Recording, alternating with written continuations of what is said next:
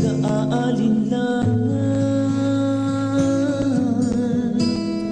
ngunit ang dalisay niyang pag-ibig ang siyang nagbibigay lakas upang ang bawat isa sa Diyos ay lumapit. Ano ang ating isusukli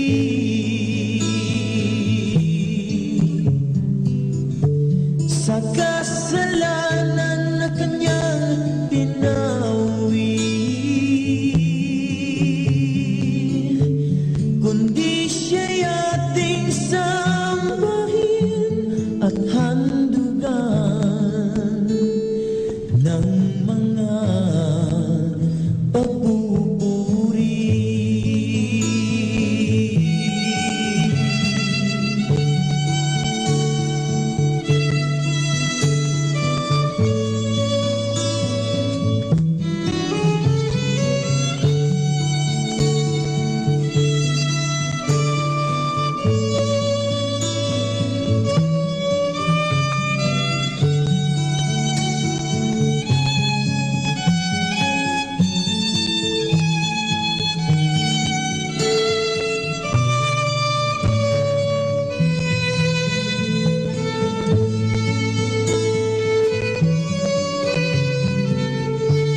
Ano ang ating isusukli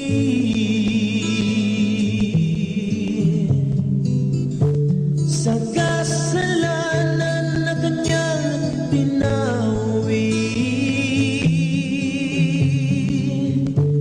kundi siya'y ating sambahin at handugan ng mga pagpupuri.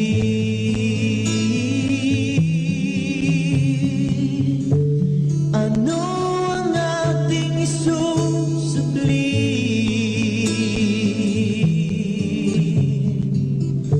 sa kasalanan na kanyang pinawi, kundi siya'y ating sambahin at handugan ng mga pagpupuri.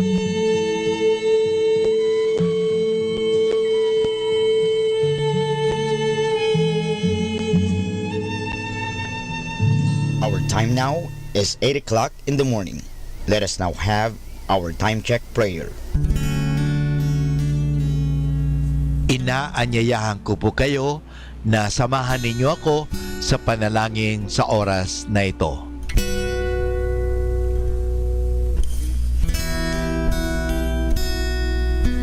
Panalangin bago mag-aral.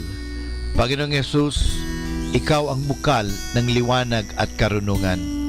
Tanglawan mo ang inyong liwanag ang aking isipan upang maunawaan ko ang aking mga aralin.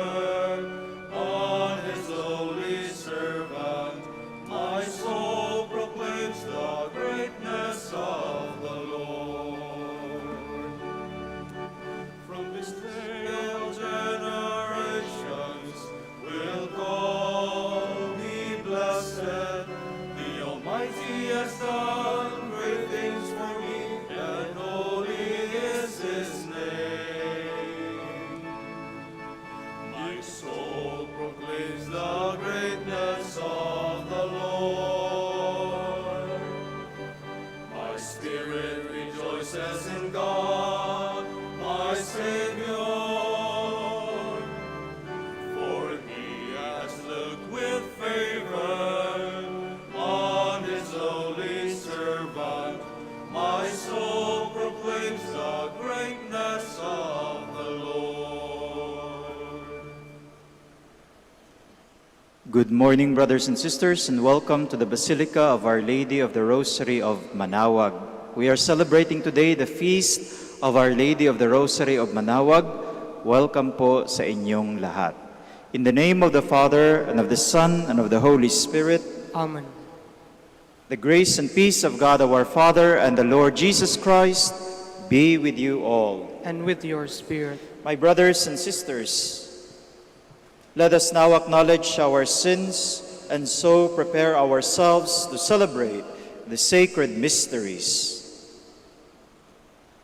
I confess to Almighty God and to you, my brothers and sisters, that I have greatly sinned in my thoughts and in my words, in what I have done and in what I have failed to do, through my most grievous fault.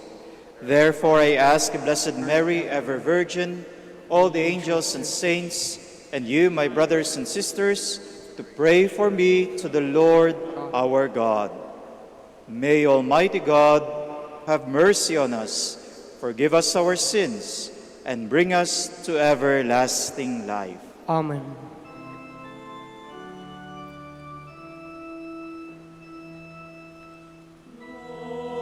Lord, have mercy. Lord, have mercy. Christ, have mercy. Christ, have mercy. Lord, have mercy. Lord, have mercy.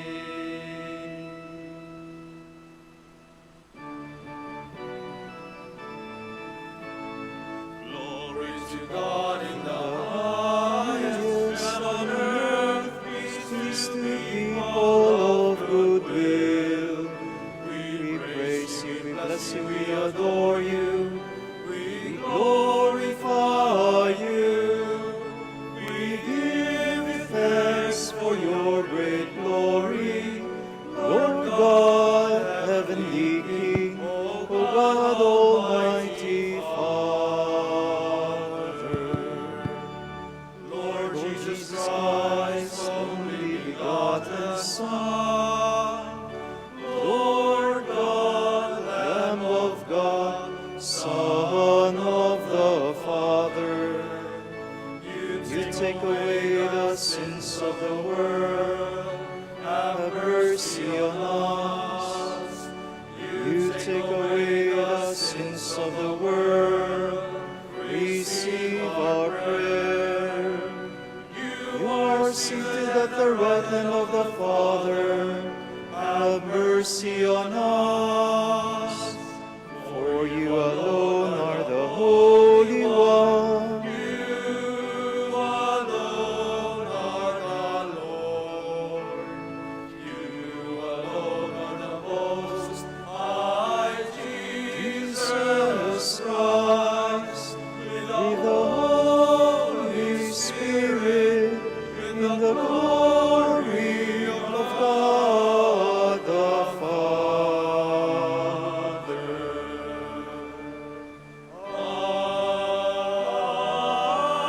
Amen. Let us pray. O God, who have been pleased to gladden the world by the resurrection of your Son, our Lord Jesus Christ, grant, we pray, that through his mother, the Virgin Mary, we may receive the joys of everlasting life. Through our Lord Jesus Christ, your Son, who lives and reigns with you in the unity of the Holy Spirit, one God forever and ever. Amen. Please be seated.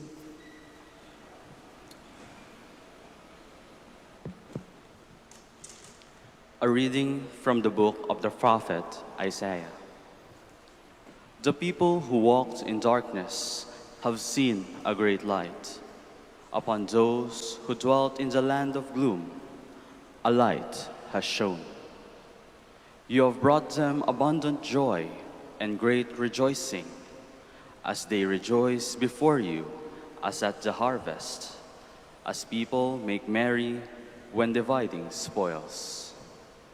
For the yoke that burdened them, the pole on their shoulder, and the rod of their taskmasters, you have smashed, as on the day of Midian.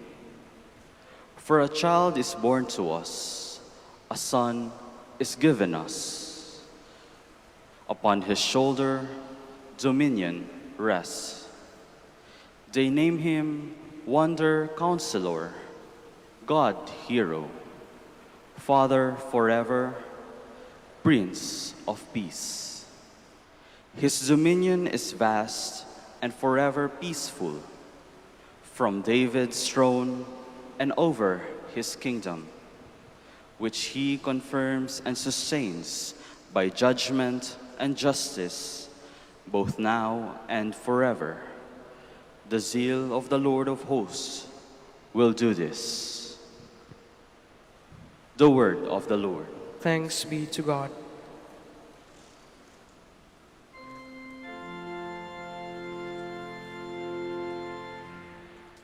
The Lord's kindness is everlasting. The Lord's kindness is everlasting. Bless the Lord, my soul. All my being, bless his holy name. Bless the Lord, my soul. Do not forget all the gifts of God. The Lord's kindness is everlasting. Who pardons all your sins, heals all your ill, delivers your life from pit, surrounds you with compassion. The Lord's kindness is everlasting. The Lord does righteous deeds, bring justice to all the oppressed. Merciful and gracious is the Lord, slow to anger, abounding in kindness. The Lord's kindness is everlasting. As a father has compassion on his children, so the Lord has compassion on the faithful. But the Lord's kindness is forever, toward the faithful from age to age. The Lord's kindness is everlasting.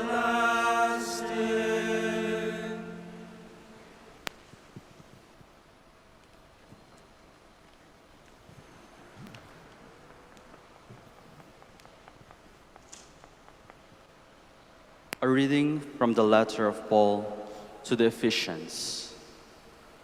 Brothers and sisters, God, who is rich in mercy, because of the great love he has for us, even when we were dead in our transgression, brought us to life with Christ, raised us up with him, and seated us with him in the heavens in Christ Jesus, that in the ages to come, God might show the immeasurable riches of his grace in his kindness to us in Christ Jesus.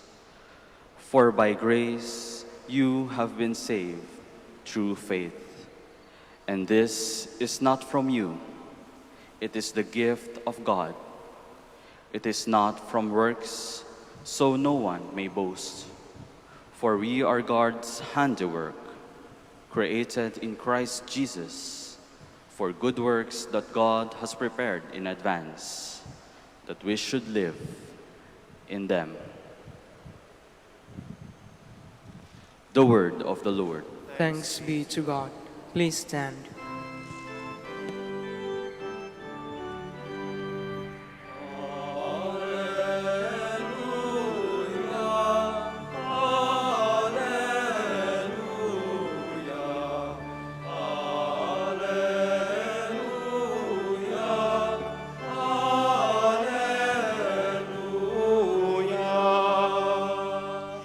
Hail, Mother of the Lord, Queen of mercy. You are the comfort of the world and hope for the downcast.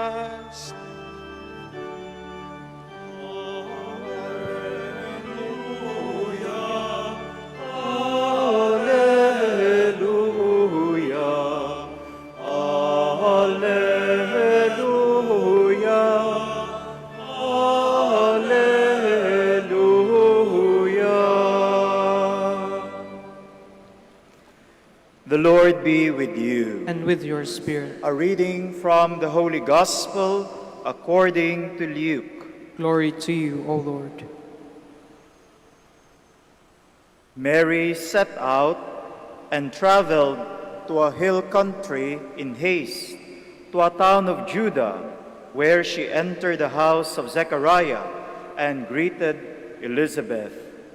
When Elizabeth heard Mary's greeting, the infant leaped in her womb, and Elizabeth, filled with the Holy Spirit, cried out in a loud voice and said, "Most blessed are you among women, and blessed is the fruit of your womb.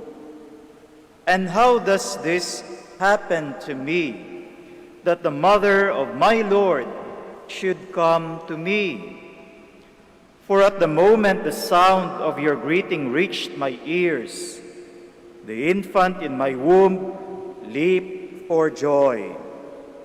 Blessed are you who believe that what was spoken to you by the Lord would be fulfilled." Brothers and sisters, the Gospel of the Lord. Praise to you, Lord Jesus Christ. Please be seated.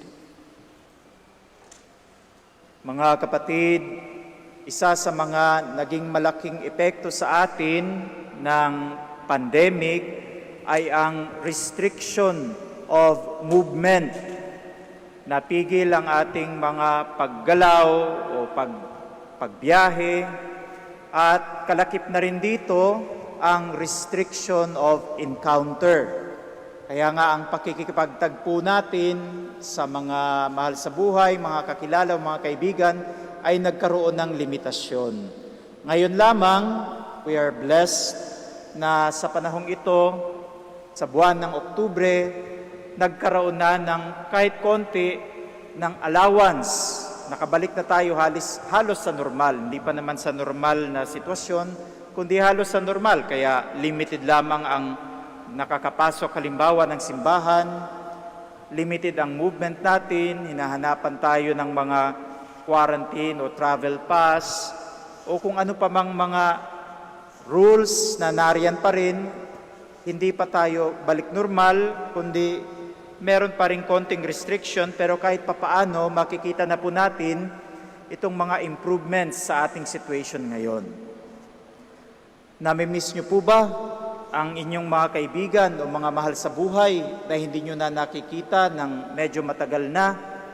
Marahil mas nakikita nyo sila virtually sa internet o sa social media. Pero sa actual presence, marahil hindi pa. Meron nga po akong nakausap na kaibigang doktor last week na nagkwento sa akin na ang kanyang mga kakilala at katrabaho noon na mga doktor din ay noong Marso pa, hindi pa nakakauwi sa kanilang mga tahanan. Dahil nga, dun lamang sila sa kanilang pinagtatrabahuan. Meron naman daw maayos na lugar, pero hanggang dun nga lamang. Hindi nakakalabas dahil nga sa pandemic, iniingatan ang mga doktor na ito dahil sa kanilang trabaho. So merong ganong klaseng restriction. At meron din akong kakilalang kaibigan na senior citizen na bored na sa kanyang bahay. At kapag kinukumusta ko siya, ang sasabihin niya lamang sa akin, "Eto Father, bored na po ako. Nandito lang sa bahay, hanggang TV lang ang aking napapanood. Kaya ang aking magagawa, pa-text-text lang minsan-minsan at akin lamang na isuggest sa kanya na siguro po, tingnan niyo po itong website na ito o itong website na ito, may mga news po tungkol sa simbahan." Sa ganung paraan, kahit papaano, nagkaroon siya ng konting entertainment na aaliw. Merong konting bagay na nagbibigay sa kanya ng kanyang kaaliwan. Sa panahon natin, mahirap nga talaga ang encounter. There is always a restriction of our encounter with people, especially with our loved ones and friends. Pero kapag dumating ang panahon na magtatagpo muli, makikipagtagpo muli tayo sa ibang tao, lalong-lalo na sa ating mga mahal sa buhay at mga kaibigan, haharapin din natin sila ng may panibagong paraan in our encountering with people.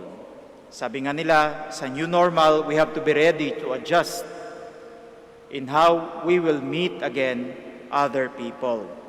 Sa atin pong ebanghelyo, sa piyesta ng ating mahal na Birhen, ay binasa natin ang kwento ng visitation of the Blessed Virgin sa kanyang pinsang si Elizabeth mula sa Gospel of Luke. At dito, narinig po natin ang kwento ng kanilang pagtatagpo.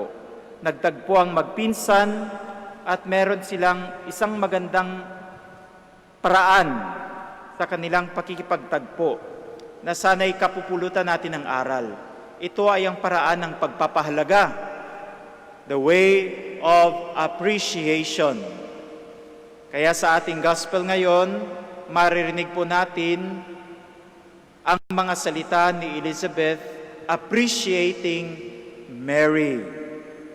Ano po ba ang mga salita ni Elizabeth nung kanyang nakatagpo ang pinsang si Maria? "Blessed are you among women, and blessed is the fruit of your womb." These are words of appreciation, pagpapahalaga, mga salita ng pagpapahalaga.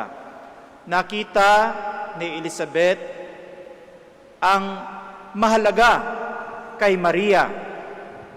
Ano po bang mahalaga kay Maria? Ang Panginoon. Ang pagtanggap niya sa salita ng Diyos.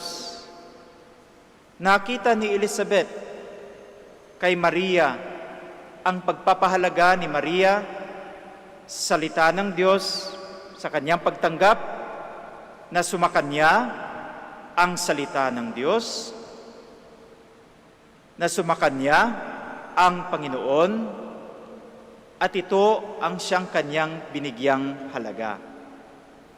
Hindi niya binigyang halaga kung ano man yung dalang pasalubong ni Maria. Sa atin siguro mga Pilipino, mahilig tayo pasalubong. Kapag may dumating sa ating kaibigan o mahal sa buhay, di po ba hinihintay natin ng pasalubong?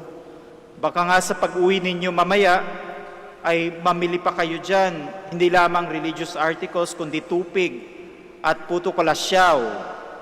Ipapasalubong nyo sa inyong mahal sa buhay. Dahil yun ang binibigyang halaga natin, mga mumunting mga regalo bilang pasalubong. Pero siguro ngayon sa ating pagsamba dito sa dambana ng mahal na ina, mula sa Ebanghelyo ay ma-inspire tayo sa ibang klaseng pagpapahalaga. Ang bibigyang halaga natin sa ating pag-uwi, sa ating mga tahanan, ay ang presensya ng Diyos. Ang presensya ng Diyos na natatanggap natin ngayon sa banal na Eucharistia, sa misang ito, ang presensya ng Diyos na dalhin natin, dinadala natin sa ating mga mahal sa buhay, sa ating pag-uwi, ito ang dapat na maging mahalaga sa atin ngayon. Ang presensya ng Diyos. Lalong-lalo na sa mga kapatid natin na mahal natin sa buhay na hindi makarating dito ngayon dahil nga sa mga restrictions ng movement dala ng pandemic. Kaya ang pinakamahalagang madala natin tulad ng ipinakita ng ating ebanghelyo ngayon ay ang presensya ng Diyos. The presence of God.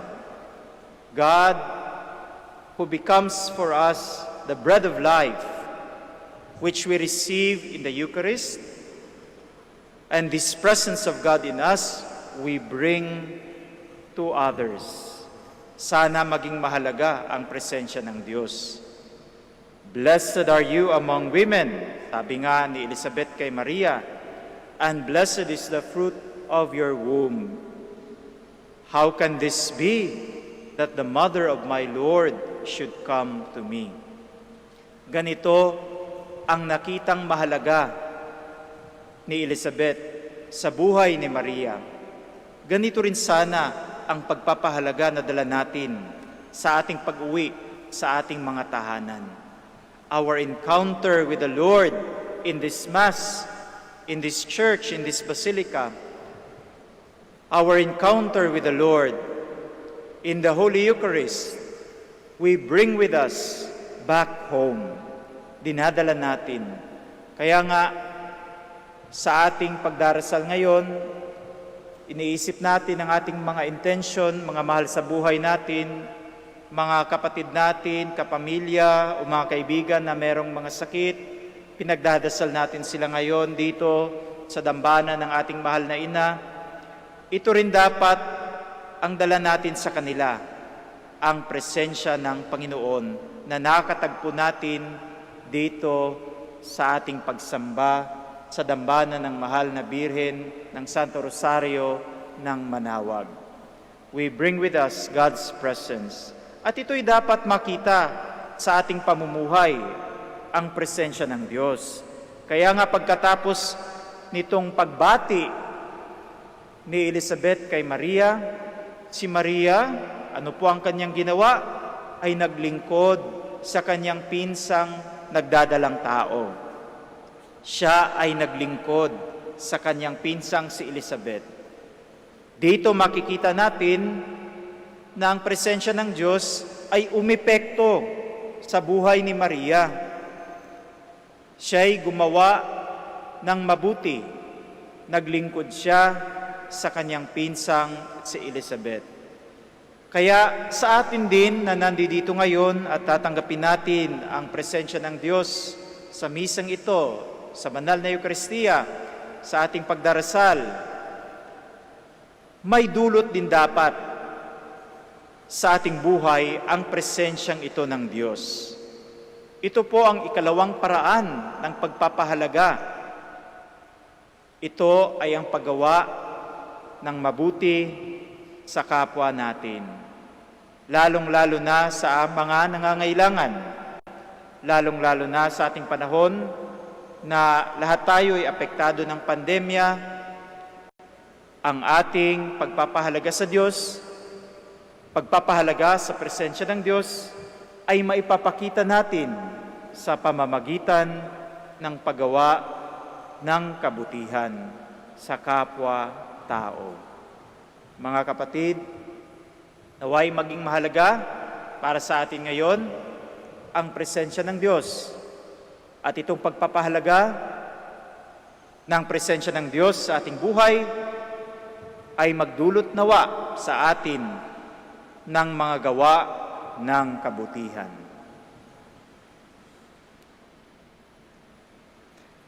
Together, let us profess our faith. Please all stand.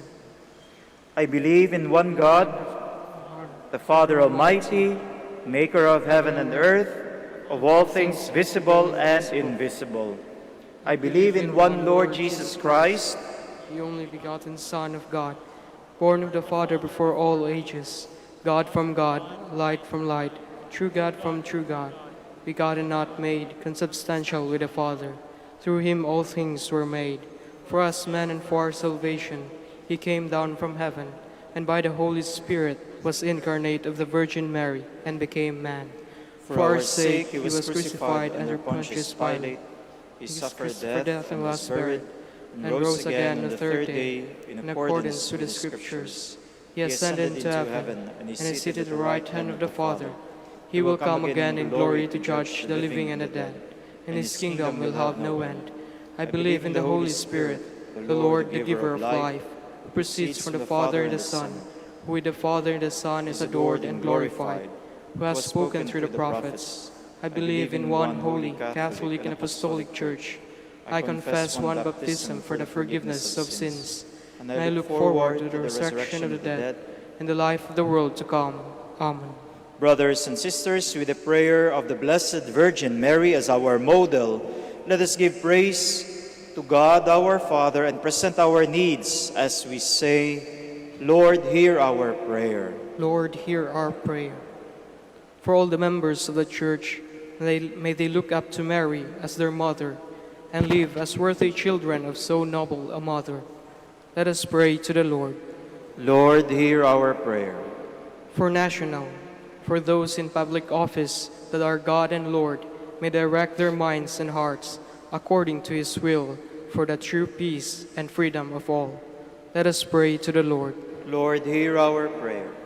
For a swift end to the COVID-19 pandemic that afflicts our world, that our God and Father, through the intercession of Mary, our Mother, will heal the sick, strengthen those who care for them, and help us all to persevere in faith. Let us pray to the Lord. Lord, hear our prayer. For all who devoutly recite the Rosary, may they be drawn closer to God through His prayer. Let us pray to the Lord. Lord, hear our prayer.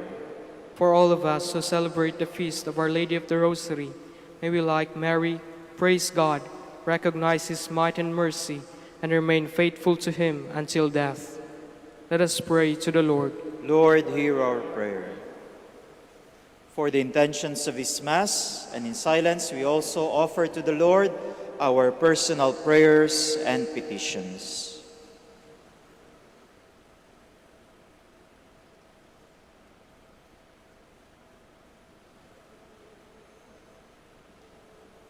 Heavenly Father, you sent your Son to be born of a woman, Mary. Grant that our devotion to her may draw us closer to your Son, who lives with you and the Holy Spirit, God forever and ever. Amen. Amen. Please be seated.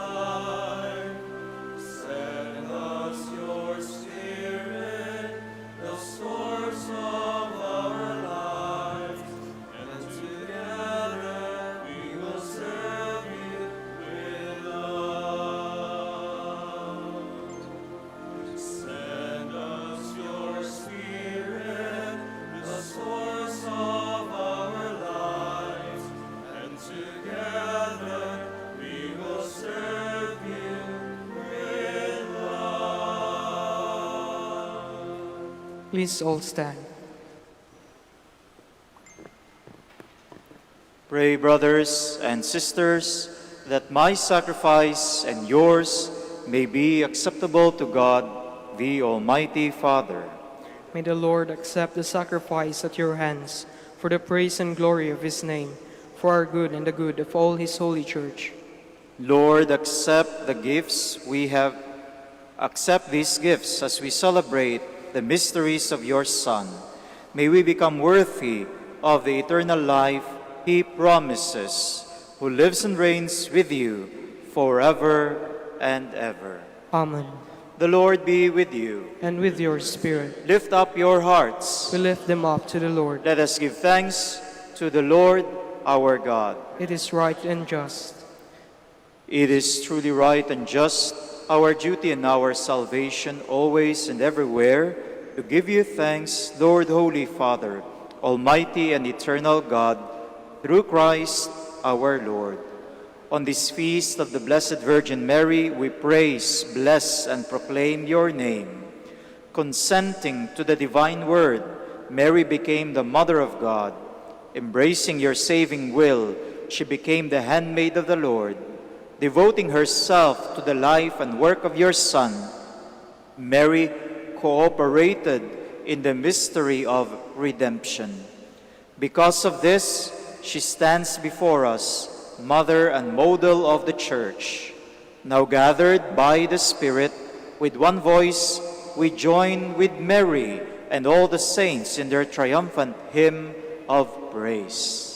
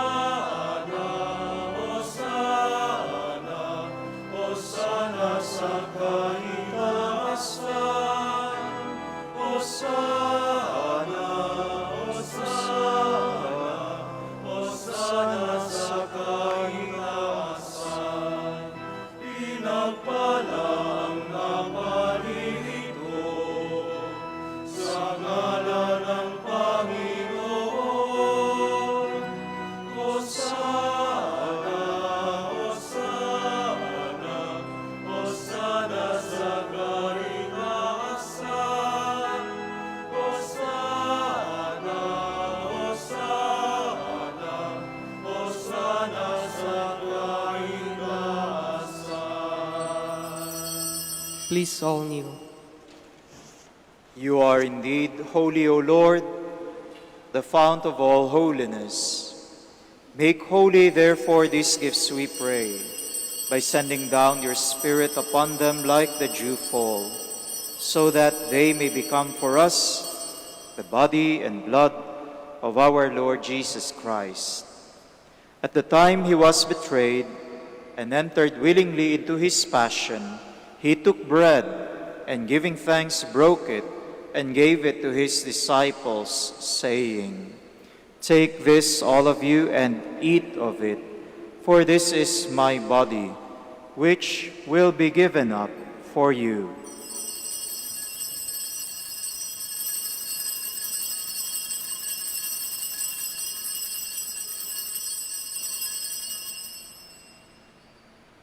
In a similar way, when supper was ended, he took the chalice, and once more giving thanks, he gave it to his disciples, saying, "Take this, all of you, and drink from it, for this is the chalice of my blood, the blood of the new and eternal covenant, which will be poured out for you and for many, for the forgiveness of sins. Do this in memory of me."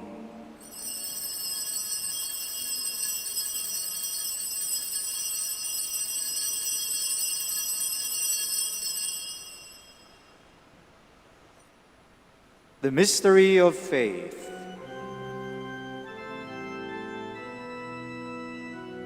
Sa gusto at pagkabuhay, kami nagtubos ng tunay.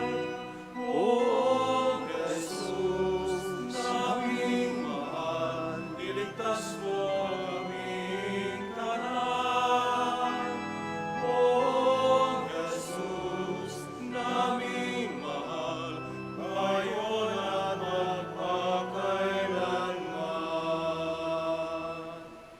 Therefore, as we celebrate the memorial of his death and resurrection, we offer you, Lord, the bread of life and the chalice of salvation, giving thanks that you have held us worthy to be in your presence and minister to you.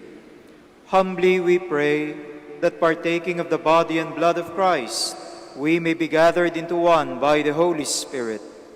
Remember, Lord, your church spread throughout the world, and bring her to the fullness of charity, together with Francis, our Pope, and Socrates, our Bishop, Fidelis, his auxiliary bishop, and all the clergy. Remember also our brothers and sisters who have fallen asleep in the hope of the resurrection, and all who have died in your mercy. Welcome them into the light of your face. Have mercy on us all, we pray, that with the Blessed Virgin Mary, Mother of God, with Blessed Joseph, her spouse, the blessed apostles, and all the saints who have pleased you throughout the ages, we may merit to be co-heirs to eternal life, and may praise and glorify you through your Son, Jesus Christ. Through him, and with him, and in him, O God, Almighty Father, in the unity of the Holy Spirit, all glory and honor is yours, forever and ever.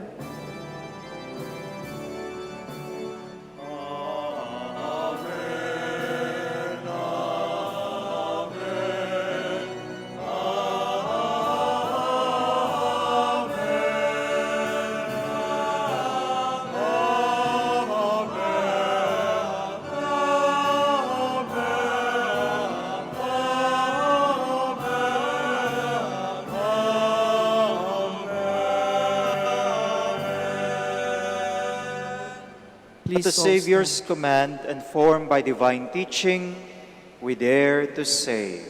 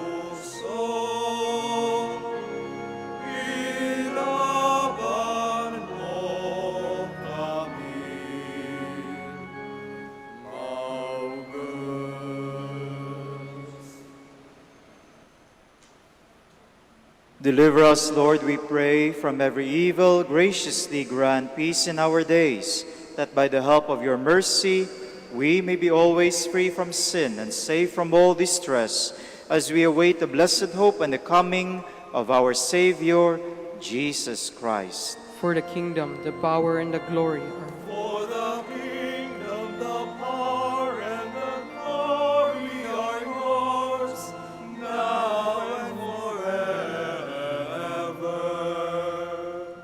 Lord Jesus Christ, who said to your apostles, "Peace I leave you, my peace I give you," look not on our sins, but on the faith of your church, and graciously grant her peace and unity in accordance with your will, who live and reign forever and ever. Amen. The peace of the Lord be with you always. And with your spirit. Magbigayan kayo ng kapayapaan sa isa't isa.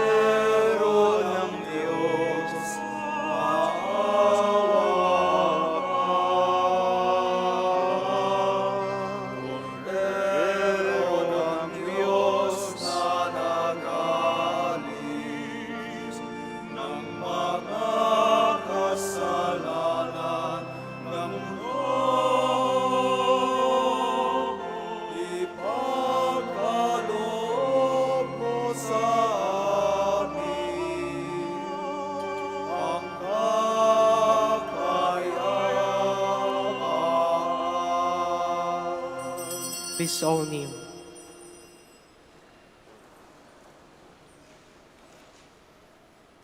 Behold Jesus Christ, the Lamb of God. Behold him who takes away the sins of the world. Blessed are we who are called to receive. Blessed are we who are called to the supper of the Lamb. Lord, Lord, I'm not worthy that you should enter under my roof, but only say the word and my soul shall be healed.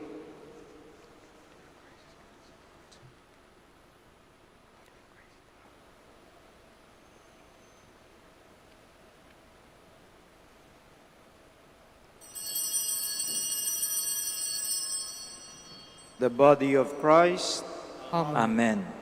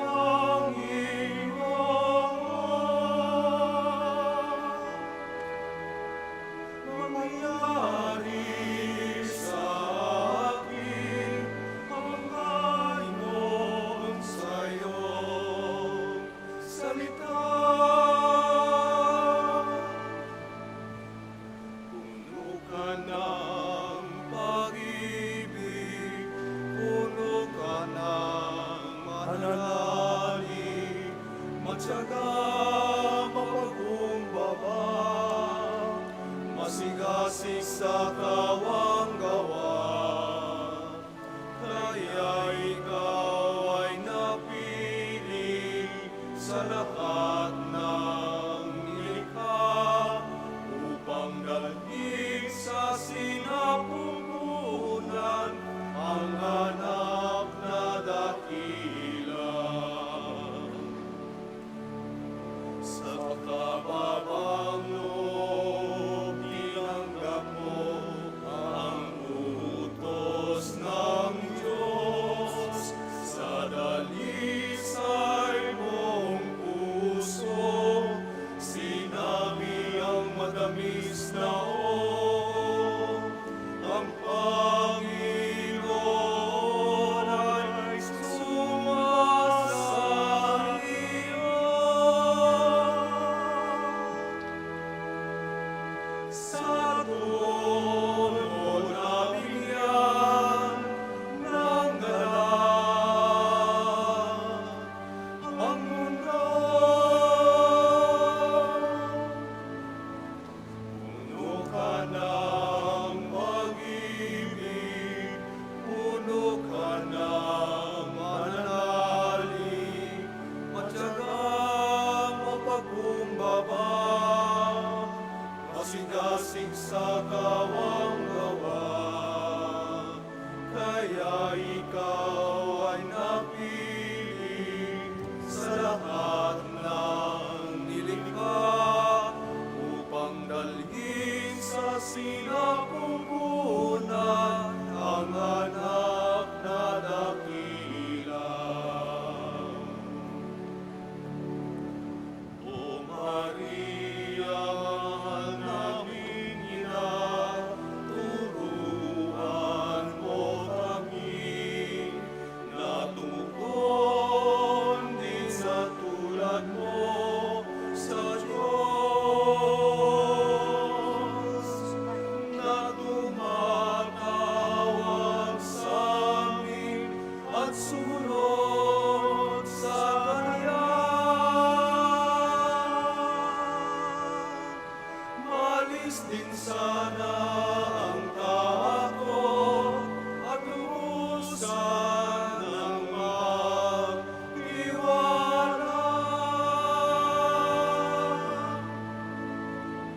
Puno ka ng pag-ibig, puno ka ng mananalig, matyagang mapagkumbaba, masigasig sa kawang gawa. Kaya ikaw ay napili sa lahat ng nilikha upang dalhin sa sinapupunan ang anak na dakila. Upang dalhin sa sinapupunan ang anak na dakila.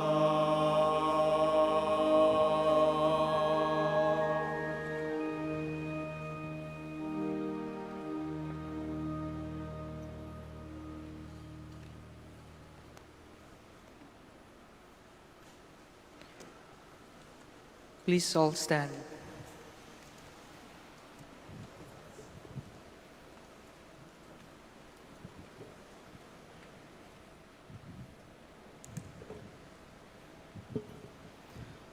Let us pray.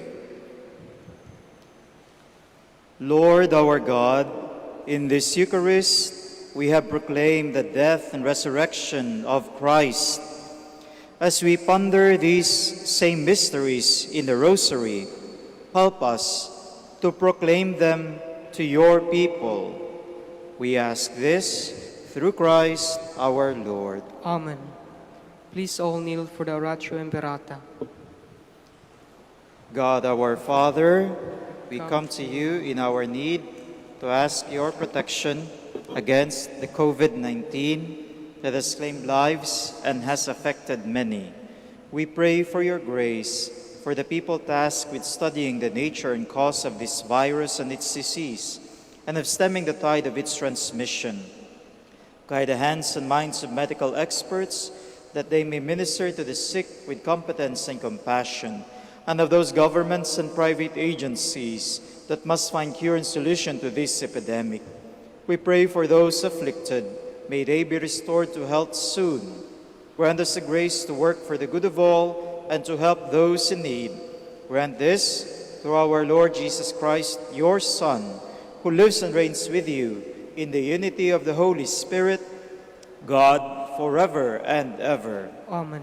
Mary, help of all Christians. Pray for us. Saint Raphael the Archangel, Pray for us. San Roque, Pray for us. San Lorenzo Ruiz, Pray for us. San Pedro Calungsod. Pray for us. Please be seated for the announcement and a word of thanks. Today is the feast day of Our Lady of the Rosary of Manaoag. The schedule of Masses will be the following: 6 a.m., 8 a.m., 10 a.m., 12 noon, 1:30 p.m., and a High Mass at 4 p.m., to be presided by His Excellency Socrates B. Villegas Didi, Archbishop of Lingayen, Dagupan, and to be followed by sending off of the pilgrim image to all the streets of the Poblacion of Manaoag. Please light a candle outside your homes as the image of Apu Baket passes by, and be concluded with a closing ceremony. See you all here or join us live stream via Facebook, YouTube, and Manaoag Dominican Radio 102.7 FM. Thank you. The Minor Basilica of Our Lady of the Rosary of Manaoag would like to thank Father Ivan Paul Ubando Opi for the presiding over the feast day of for presiding the Mass of the feast day of Our Lady of the Rosary of Manaoag. We would also like to thank the word proclaimers, Eucharistic ministers, Knights of the Altars, the Dominican novices, and ushers for actively participating in the Eucharistic celebration and being one in honoring the Blessed Mother. And finally, we thank you, our dear pilgrims and sponsors of this Mass. May the care and intercession of the Blessed Mother of Our Lady of the Rosary of Manaoag brings us closer to her Son, Jesus Christ. Please all stand. Maraming salamat po sa inyong pakikiisa sa ating banal na misa.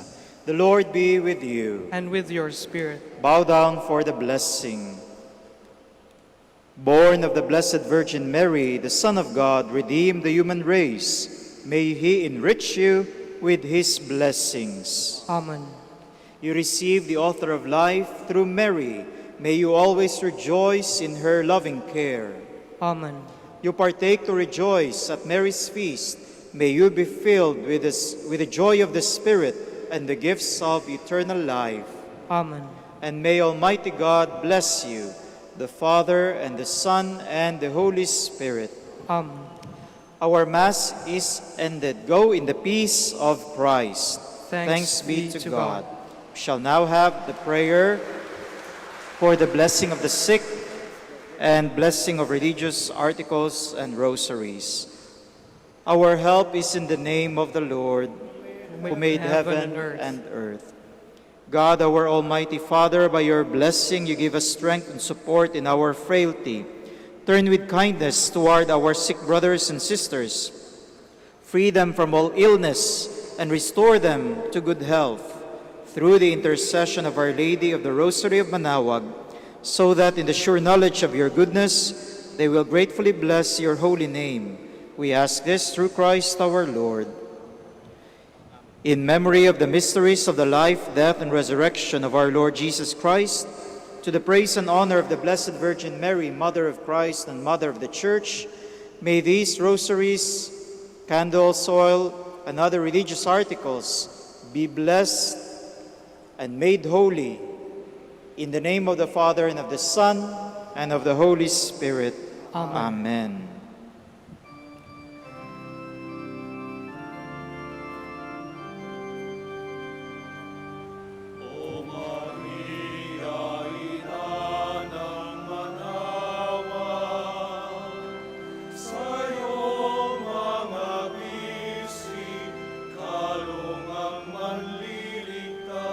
Banayan mong tingin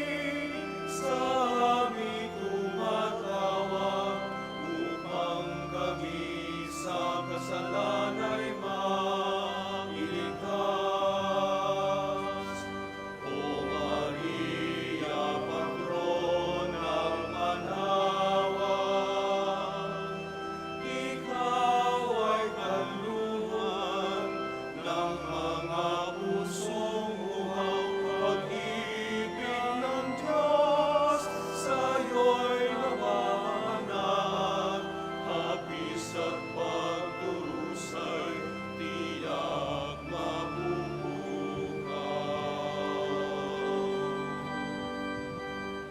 Apo Bakal, Birhen ng Manaoag, ipanalangin mo kami kay Kristong iyong mahal. Sa dagat ng apoy, kami ay di malaglag. Bagkus makapiling ka at ang buong may kapal. O Maria, Reyna ng Manaoag, tinggi ang panalangin ng iyong mga anak, iyong pangin ang sakit at bigyan ng habang nang kami makaahon at di na mapahama. Tingin ang iyong mga anak, o ina ng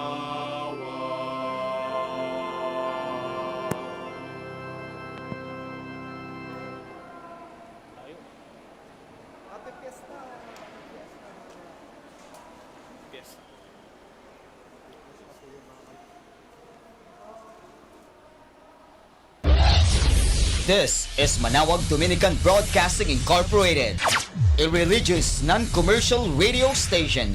10 years of evangelizing the airwaves, sharing God's blessings, live masses on air, playing religious music and prayers. May kasama ka, si Jesus, si Maria at kami.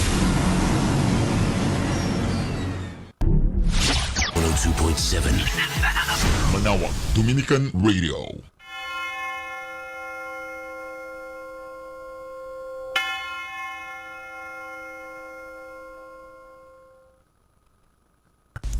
A coronavirus prayer. In the name of the Father, and of the Son, and of the Holy Spirit. Amen. Lord Jesus Christ, command the sick were made well. Come to our aid now in the midst of the global spread of the coronavirus, that we may experience your healing love. Heal those who are sick with the virus. May they regain their strength and health through quality medical care. Heal us from our fears, which prevents nations from working together and neighbors from helping one another. Heal us from our pride, which can make us claim invulnerability to a disease that knows no borders. Lord Jesus Christ, healer of all, stay by our side in this time of uncertainty and sorrow. Be with those who have died from the virus. May they be at rest with you in your eternal peace. Be with the families of those who are sick or who have died. As they worry and grieve, defend them from illness and despair. May they know your peace. Be with the doctors, nurses, researchers, and all medical professionals who seek to heal and help those affected and who put themselves at risk in the process. May they know your protection and peace. Be with the leaders of all nations. Give them the foresight to act with charity and true concern for the well-being of the people they are meant to serve. Give them the wisdom to invest in long-term solutions that will help prepare for or prevent future outbreaks. May they know your peace as they work together to achieve it on earth. Whether we are home or abroad, surrounded by many people suffering from this illness, or only a few, Lord Jesus Christ, stay with us as we endure and mourn, persist and prepare. In place of our anxiety, give us your peace. Lord Jesus Christ, heal us. In the name of the Father, and of the Son, and of the Holy Spirit. Amen.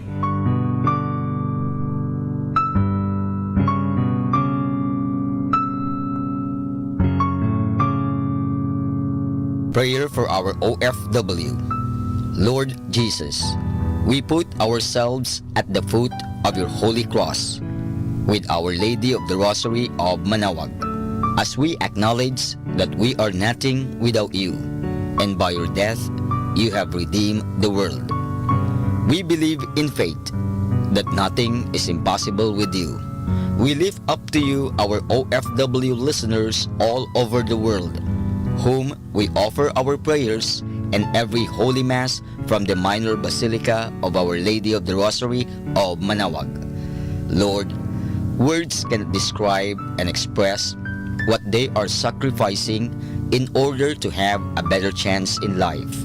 Lord, redeem them of all their pains, trials, and persecutions as they are working in a foreign land for people that are complete strangers to them. Shield them with your most precious blood that flows from your sacred heart.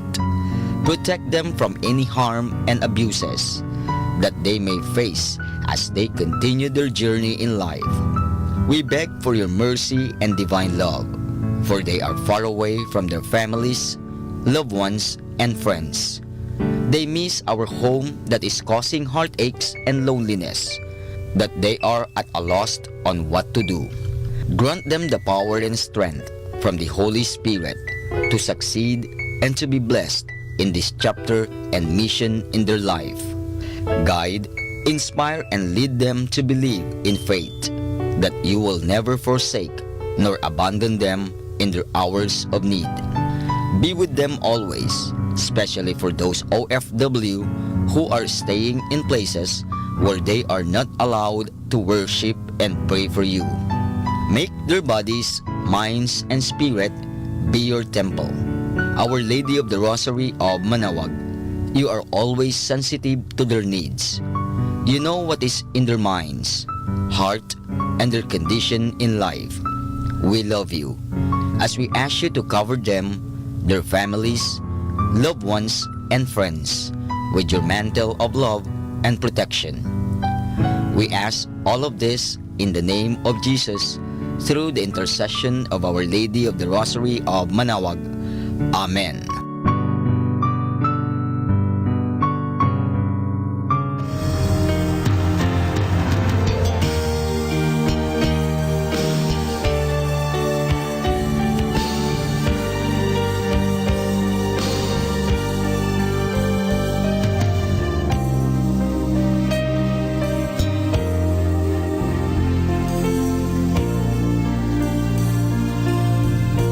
Prayer for priests.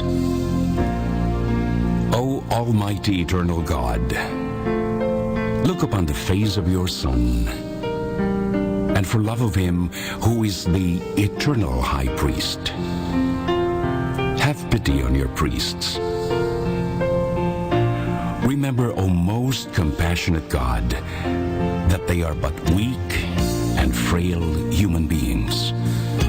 Stir up in them the grace of their vocation, which is in them by the imposition of the bishop's hands.